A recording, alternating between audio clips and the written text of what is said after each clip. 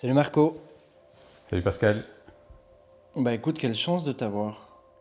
c'est une chance pour moi C'est impressionnant. d'être en face de toi. Ouais. Ouais.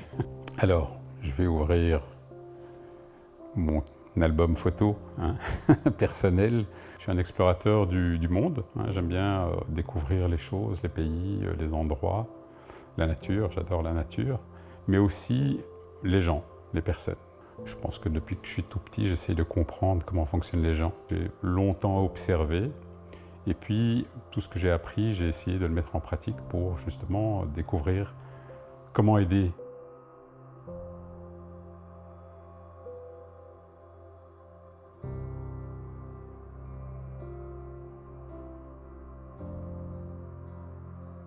Dans le monde qui est celui dans lequel on vit aujourd'hui, il y a une perte de sens énorme de se dire quel est le sens de faire des choses et aider les personnes à trouver du sens, à connaître leurs propres valeurs, à connaître leur propre fonctionnement est quelque chose d'important. Et c'est ça un peu le challenge aujourd'hui, c'est d'aider les personnes à fonctionner dans un monde qui dysfonctionne. Beaucoup de gens sont dans des problématiques par rapport à la société, par rapport à leur vie de couple, mais pensent qu'il n'y a pas de solution en fait. De se dire c'est comme ça, je fonctionne comme ça, je suis comme ça fait partie de moi, et n'imaginent pas qu'il y a moyen de changer, il y a moyen d'évoluer, évoluer avec ce qui est autour de nous, avec ce qu'on est aussi, parce qu'on ne va pas être quelqu'un d'autre. Mais par contre, se dit, tiens, quel est mon fonctionnement qui me pose problème et comment justement débloquer ces problèmes. L'objectif, c'est aussi de comprendre qu'il y a une grosse souffrance dans la population actuellement. Dans le monde du travail, par exemple, il y a 2/3 des salariés qui sont en souffrance. Ça veut dire que 2/3 de la population active a un problème. Mais malheureusement, ces chiffres ne diminuent pas. Dans les sociétés, normalement, on fait des formations pour justement pouvoir anticiper tous les problèmes et dire tiens, mais on va vous apprendre à communiquer, à être bienveillant envers les autres, à travailler en équipe.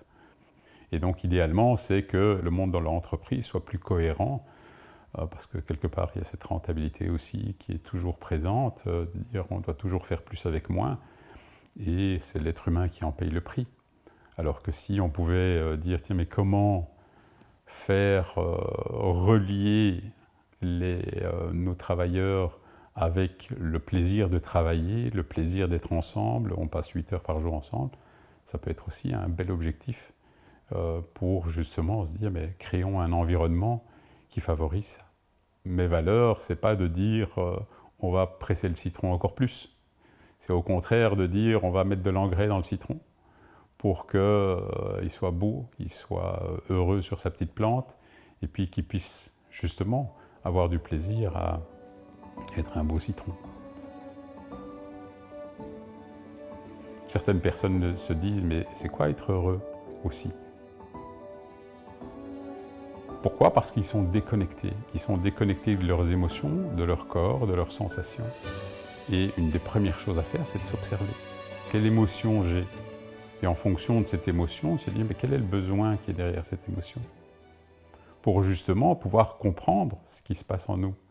Et la plupart des temps, c'est d'apprendre aux personnes à se dire, tiens, mais qu'est-ce que je ressens? Quelle est l'émotion qui est derrière? Et souvent, les gens sont incapables. Moi, j'ai un petit schéma comme ça avec le nom de certaines émotions pour prendre conscience de ce qu'on ressent en fait. Tout simplement, c'est tellement basique. On se dit, mais ça, on devrait l'apprendre à l'école. Comment fonctionner dans le monde? Comment aimer? Comment être aimé? La première chose, c'est l'écoute et de comprendre tout ce qui se passe, comment fonctionne la personne, ses croyances, son mode de fonctionnement, son environnement. Parfois, il y a encore les vieilles croyances de dire « oui, mais je ne suis pas fou, quelle image j'ai si je vais voir un psy ?»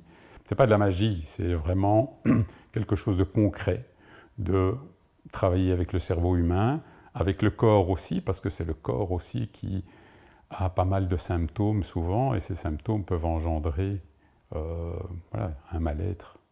Et puis après, le deuxième élément, c'est une boîte à outils. Une boîte à outils qui permet d'aider les gens. Et donc là, j'ai Je me suis formé depuis longtemps à beaucoup d'outils, donc comme le MDR, l'hypnose, l'EFT, la thérapie brève et stratégique. Enfin, je me forme continuellement, c'est important pour justement avoir une boîte à outils complète. Et donc parfois, il faut mixer plusieurs outils pour aider la personne. On ne doit pas se dire, tiens, j'ai un marteau, donc tous les problèmes sont des clous.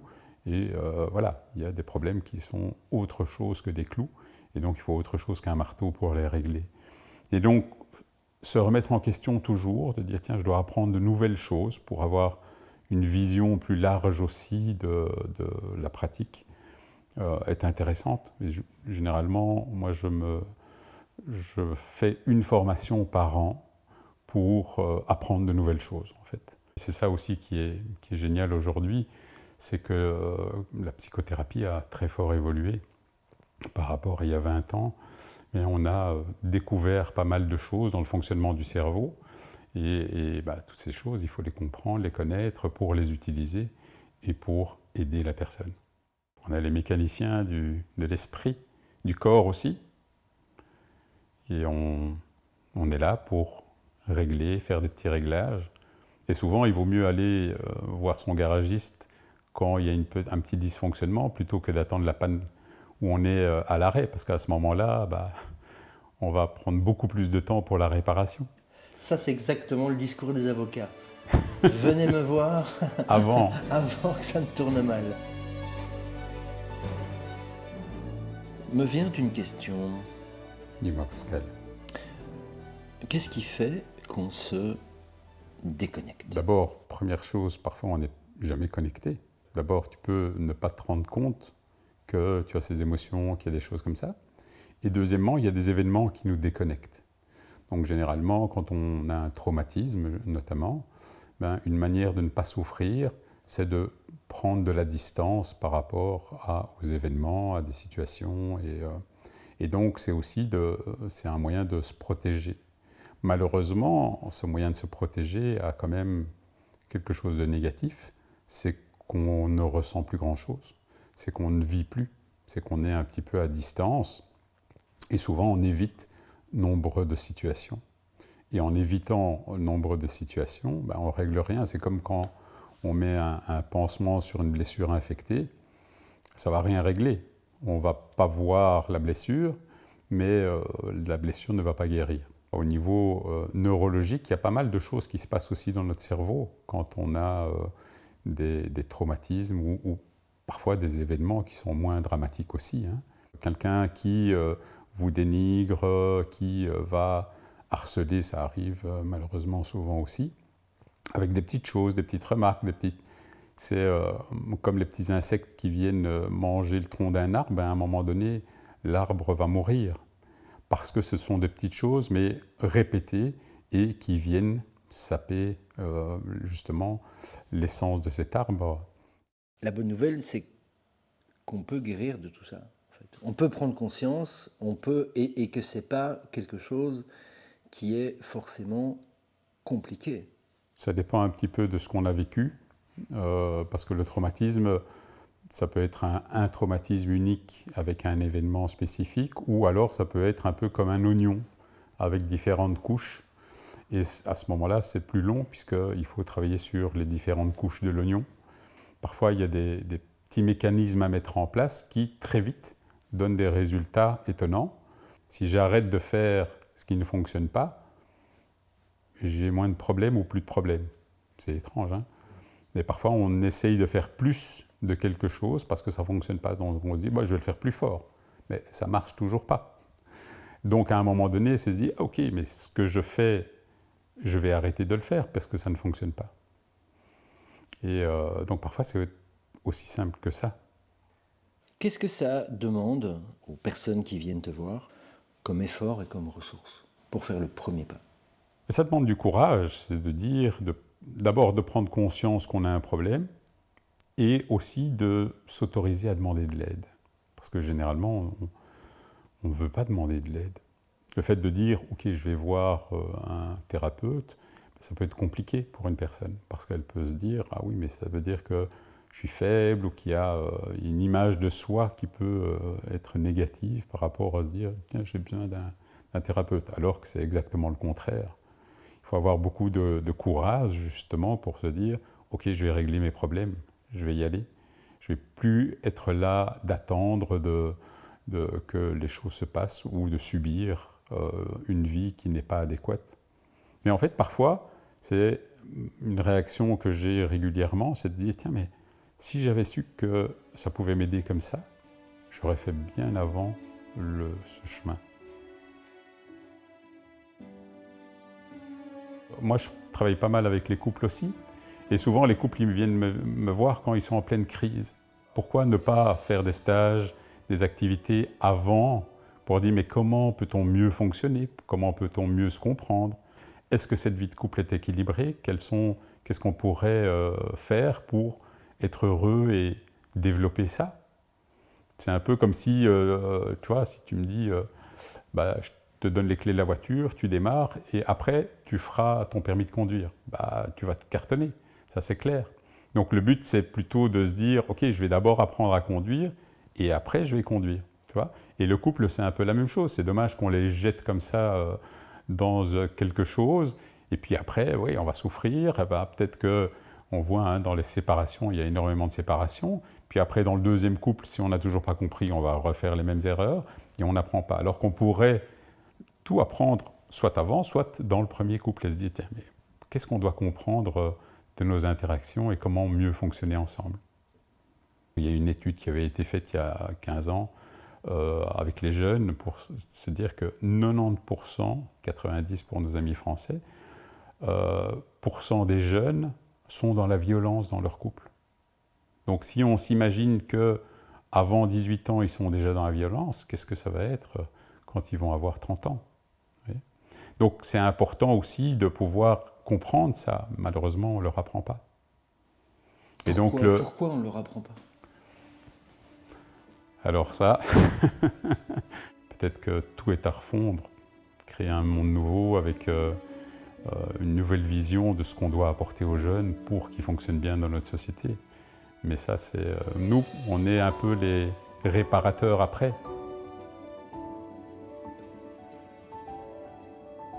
Aujourd'hui, même si les gens continuent, à mon avis de moins en moins, mais à avoir une opinion étrange de...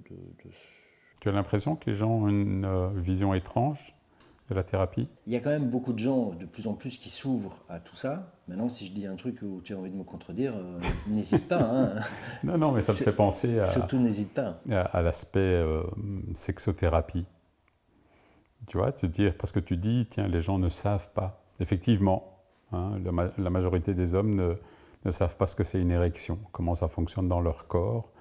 Et cette méconnaissance génère pas mal de problèmes.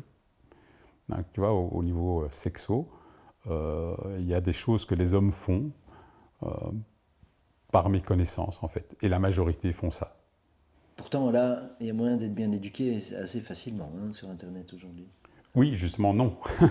C'est pour ça que je te le dis, c'est pour ça que je te le dis. Bien sûr, parce que ce qu'on voit sur Internet n'est pas la réalité. Et malheureusement, leur éducation se fait là-dessus. Et donc, quelque part, c'est pour ça qu'on est dans la violence, c'est pour ça que, voilà, il y a des problèmes dans la sexualité des couples, qui est quand même un des piliers aussi du couple, et où on arrive à des situations où les gens se quittent. Alors que s'ils avaient plus d'informations, comme tu dis, donc c'est pas étrange, c'est juste de connaître.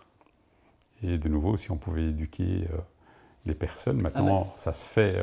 Ça arrive là, il y a un grand débat là. Bien sûr, ça arrive.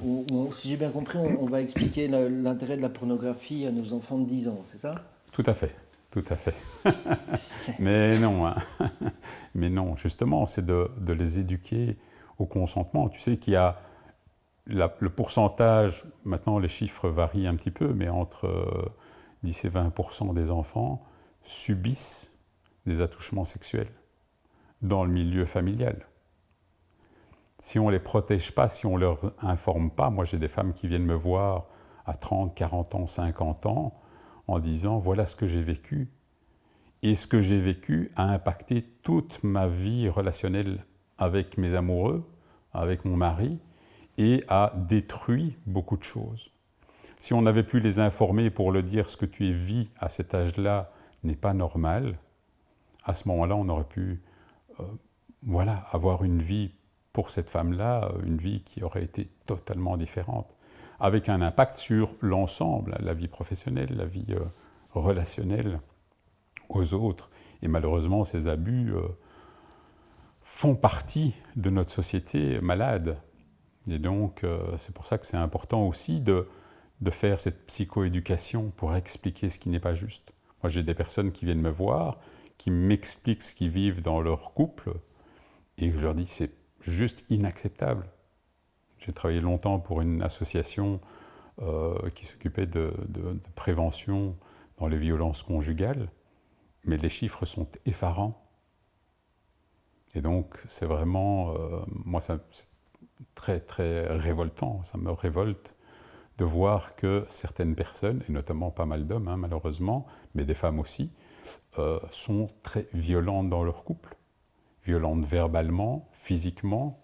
Et ces personnes-là, justement, si on éduque les personnes qui sont autour, on peut remettre un cadre là-dedans. Donc tu vois, ce n'est pas seulement quelque chose d'étrange, c'est quelque chose où, effectivement, ça peut paraître étrange parce que si c'est depuis longtemps que c'est là, si c'est dans notre enfance, on ne se rend pas compte que cet élément-là n'est pas acceptable. Et donc, apprendre ça aux enfants, de leur apprendre ce que c'est le consentement, c'est la meilleure chose du monde.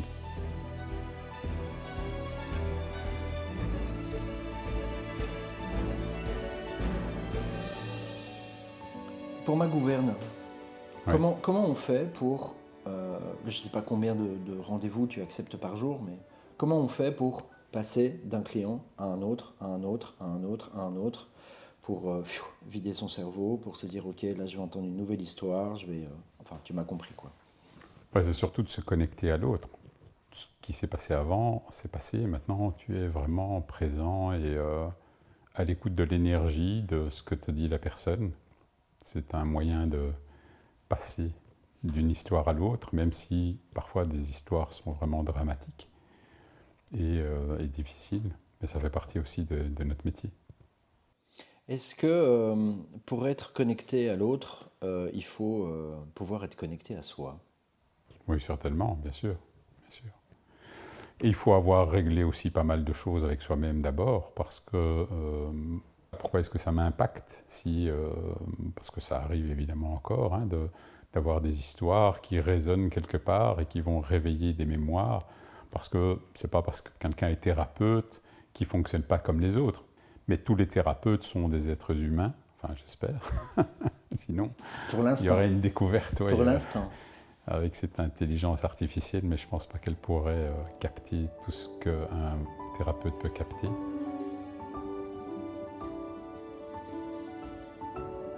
Accepter de demander de l'aide, identifier qu'il y a un problème, faire le pas, aller entre guillemets consulter. Pour moi, ça veut plutôt dire se livrer aussi, accepter d'eux. Mais comment on peut leur faire comprendre à ces gens qui nous regardent que, évidemment, qu'en eux, ils ont les ressources pour pouvoir aller mieux, sortir de ça, comprendre. Il faut que le problème soit suffisamment dérangeant pour qu'ils aient envie de faire quelque chose, en fait. Malheureusement, il faut passer par ça. Mais il y a des gens, parfois, que je vois, justement, pour faire un petit débriefing et voir s'il y a des choses qui, justement, sont à travailler pour anticiper les problèmes. Mais la majorité des gens vont se dire « j'ai un problème, donc je vais consulter ». Donc parfois aussi, c'est faire la connaissance avec soi-même. Ça, on le fait plus pendant des stages ou des voyages thérapeutiques où on va travailler sur soi, où on va se découvrir son propre fonctionnement, et pour se dire qu'est-ce que je peux dans mon fonctionnement garder, et qu'est-ce que j'ai envie de modifier parce que je me rends compte que ce mode de fonctionnement me mène toujours aux mêmes difficultés. Et donc parfois de faire un travail sur soi, faire un atelier d'une journée, d'une semaine, de quelques jours pour découvrir qui on est peut être intéressant aussi. Peut-être un petit truc pour toutes les personnes qui vont voir un thérapeute, fixer des objectifs. Quel problème voulez-vous résoudre? Qu'est-ce qui devrait changer dans votre vie? Et de rester sur cet objectif-là. Parce qu'effectivement, dans une vie, il y a plein de choses qui se passent tout le temps. Et donc on peut raconter tout ce qui se passe dans notre vie et se focaliser là-dessus, mais peut-être qu'on ne va pas avancer par rapport à notre objectif initial ou à la problématique qu'on veut résoudre. Mais souvent, dans la majorité des cas, les personnes ont les ressources en elles, mais juste ne les utilisent pas correctement. Et donc c'est de réorienter ces ressources correctement pour aller vers l'objectif qu'on s'est fixé.